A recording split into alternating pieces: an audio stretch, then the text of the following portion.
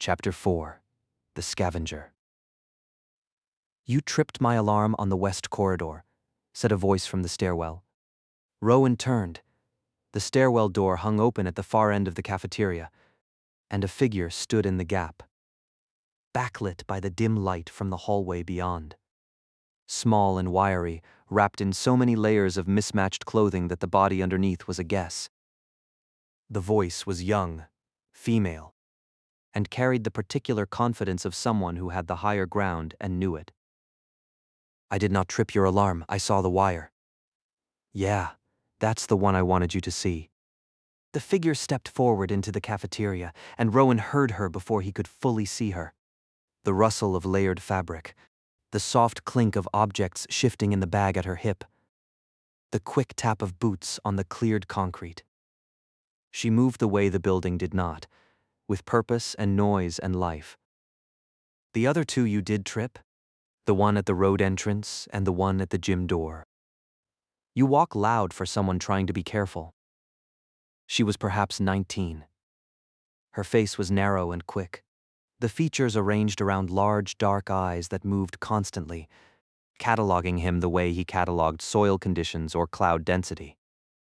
Her hair was cut ragged and short, probably with a knife, and her hands, even as she talked, were in motion, touching the strap of the bag at her hip, adjusting a sleeve, picking at a thread on her collar. Fingers that could not hold still. "You're mountain folk," she said. It was not a question. "I could tell when you came off the ridge yesterday. The way you walk. And also you squint like you're not used to the dim." "I do not squint," Rowan said. "You're squinting right now." She grinned, fast and crooked, and crossed the remaining distance toward him with a stride that was half walk and half bounce. Her layers shifted and whispered with every step. "I'm Pip. Well, Philippa. But nobody calls me that except a woman in the Ashford settlement who thinks full names build character. Which they do not. They build resentment." "You are?" "Rowan," he said. "Rowan." She tilted her head. "Mountain name. Suits you." Pip stopped 3 paces away from him, close enough to talk comfortably, far enough to run if she needed to. He noticed the distance and understood it. "So Rowan from the mountain? What brings you down to my stretch of the gray?" "Because nobody comes through here by accident. The path from the eastern ridge leads exactly 2 places. Here and a collapsed bridge about 4 hours south. And the bridge is useless unless you're a very optimistic swimmer." "I am going to Meridian," Rowan said. Pip's eyebrows rose. Meridian. The walled city Meridian. 3 days west through some of the thickest dim between here and the coast. "Yes," Rowan said. Pip tilted her head. "Have you ever been?" "No," Rowan said. "Have you ever been anywhere?" Pip asked. Rowan considered the question. "I have been to the lower ridge." Pip stared at him. Then she laughed, a short bright sound that hit the cafeteria walls and came back doubled, startling something small and skittering in the ceiling space above. "The lower ridge. That's maybe 2 hours from here. You've traveled 2 hours from home in your entire life, and now you're walking to Meridian." "The situation requires it," Rowan said. "The situation." Pip repeated the word with a kind of delighted incredulity, as if she had found an interesting object in the rubble and was turning it over to examine its construction. "All right, Rowan from the mountain who has traveled 2 hours in his life and does not squint." "What situation requires Meridian?" he told her. "Not everything, and not quickly, but enough. His mother, the cough, the blood, the antibiotics." Pip listened without interrupting, which he would learn later was unusual for her. When he finished, she was quiet for several seconds, her fingers working the strap of her bag. "Your mother's sick and you need medicine from a city you've never been to, and you're walking there alone through terrain you've never seen." She said it flatly, laying the facts out in a row. That's either brave or stupid, and I honestly can't tell which yet. It does not matter which, Rowan said. Both arrive at the same destination. That earned another grin. Yeah, I suppose they do. She shifted her weight, the decision visible in her body before she spoke it. I know the route to Meridian. I've done it maybe 15 times. I know where the safe water is, where the toxic patches are, where to sleep without waking up covered in spore growth.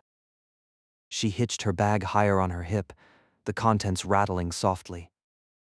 I could get you there in 2.5 days instead of 3, maybe 2 if you can keep up and the weather holds, which it won't because it never does, but that's a secondary problem. Rowan waited. There would be a condition because lowlanders bartered. His mother had told him that. Pip pointed at his belt. That's a wind-up flashlight. Yes, Rowan said. Pip stared at the flashlight on his belt. A working wind-up flashlight. Yes, Rowan said. I have 3 of those and none of them work. The mechanisms are jammed or stripped or cracked. I can't tell which because I'm very good at navigating the dim and trading salvage and reading people's intentions from 50 meters, but I am terrible with mechanical things. Gears confuse me. Springs make me angry. She looked at him with an expression that was half negotiation and half genuine appeal. If you can fix flashlights, I can get you to Meridian alive. Rowan said he could, and Pip's chin lifted. Show me, she said. She dug in her bag, the contents clinking and shifting as her hand rooted through them, and produced a wind-up flashlight similar to his own, slightly smaller, the casing scratched and dented. Rowan took it, turned the crank. The mechanism resisted, then gave way with a grinding screech that echoed off the cafeteria's bare walls. Scored metal on scored metal, the gear teeth catching rather than meshing, a sound like something chewing on itself. He stopped cranking. He opened the casing with his father's multi-tool, the small screwdriver head fitting the housing screws precisely. Inside, the problem was visible immediately. A spring retainer had slipped from its groove, allowing the mainspring to press against the drive gear at an angle. The gear teeth were scored but not stripped. He repositioned the retainer, using the multi-tool's blade tip to lever it back into its channel, and felt the small click as it seated. Then he tested the alignment by rotating the drive gear manually with his finger. The gear turned without resistance, smooth and quiet, each tooth engaging cleanly. He reassembled the casing, tightened the screws, and wound the crank. The mechanism purred, and the flashlight lit. The process took perhaps 4 minutes. When he looked up, Pip was watching his hands with an intensity that he had not seen in another person before. The same focused attention she gave to the dim when navigating. The same quick assessment she had applied to him in the first seconds of their meeting, all directed at his fingers and the small mechanical operation they had performed. 4 minutes, she said.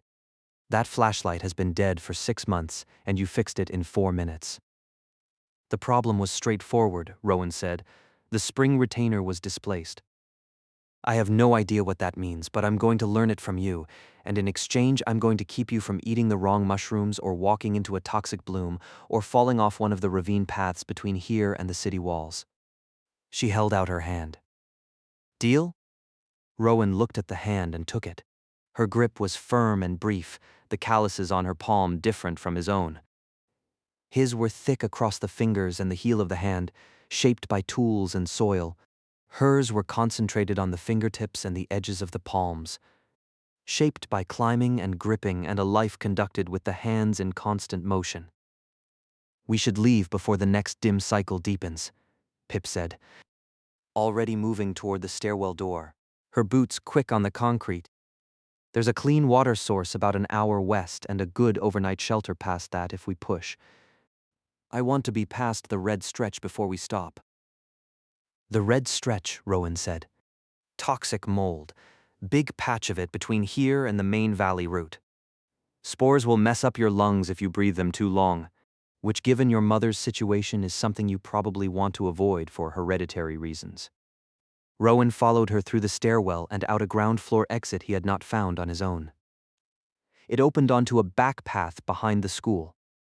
The growth here cleared in a strip that connected to a wider trail heading west. Pip's trail, maintained and marked at intervals with small cairns of stacked stones. The ground scraped back regularly to keep the path visible. She moved fast.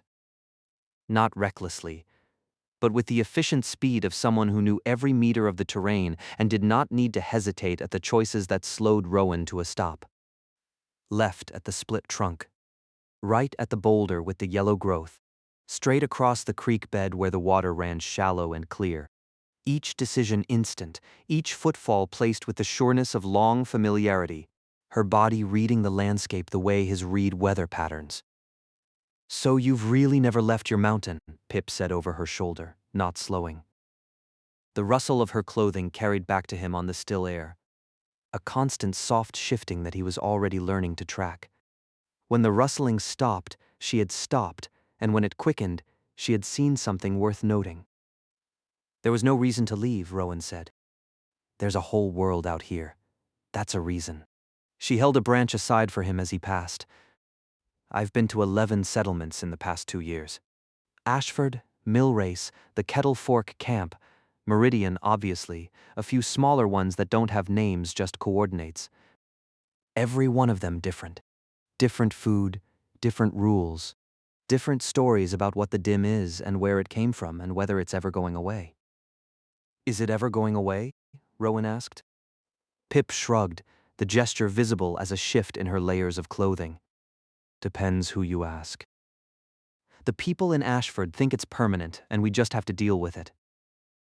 The folks in Meridian think it's changing, getting lighter. But they measure everything, and they're the only ones who think measuring helps.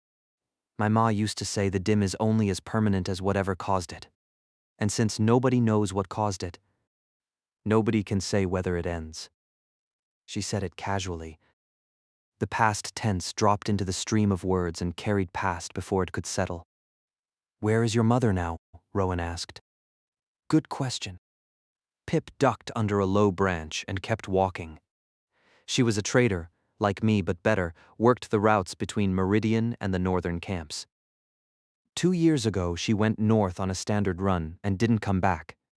I've asked at every settlement since. Nobody's seen her. Her fingers worked the strap of her bag, the only sign that the words cost her anything. People disappear in the dim. That's not unusual. The terrain is dangerous, the weather shifts, the toxic patches move. You learn not to assume the worst, but you also learn not to assume the best. She glanced back at him. "Anyway, Meridian is 2.5 days away. I'll teach you which mushrooms won't kill you, and you'll teach me why gears do what they do. And tonight, you'll probably hear the chorus for the first time, which should be interesting because mountain folk always react big to the chorus." "What is the chorus?" Rowan asked. "Nobody knows." Pip said it cheerfully, as if the mystery were a feature and not a flaw. "It's a sound. It comes from the sky, or the clouds, or maybe from inside the clouds. I don't know. It happens most nights after the dim deepens. It's kind of a humming, kind of singing, kind of like something very large and very far away is talking to itself. Don't panic when you hear it, and it hasn't killed anyone yet, so that's something. That is a low threshold for reassurance," Rowan said. "Welcome to the dim, Rowan from the mountain." They walked. Pip's voice filled the spaces between her footsteps with observations, warnings, anecdotes. And the names of things Rowan had never heard of. Ghost cap mushrooms are good eating if you dry them first. Dim bread fungus tastes terrible but fills you up, and light clusters. The bright blue ones grow near clean water sources. She spoke the way his mother's rain catch collected water, constantly, from every direction, without apparent effort. Rowan listened. Her pace was faster than his, and her stride more certain. And every few minutes she would glance back to check that he was still there. The gesture quick and practiced. the look of someone accustomed to traveling alone who had not yet adjusted to company. She navigated the dim the way he navigated his mountain, with competence built from repetition. Knowledge earned through proximity to danger, and a familiarity so deep it looked effortless. Every few minutes he caught himself watching how she read the terrain, the way her head turned before a path split, the way her pace shifted when the ground changed underfoot. He was learning from her, and he had not acknowledged it yet, even to himself. The valley deepened around them, and the dim thickened, and Rowan followed Pip west through a world she knew and he did not. Ahead of him, her silhouette moved with the quick certainty of someone walking home. Behind him, his mountain was already 3 days gone.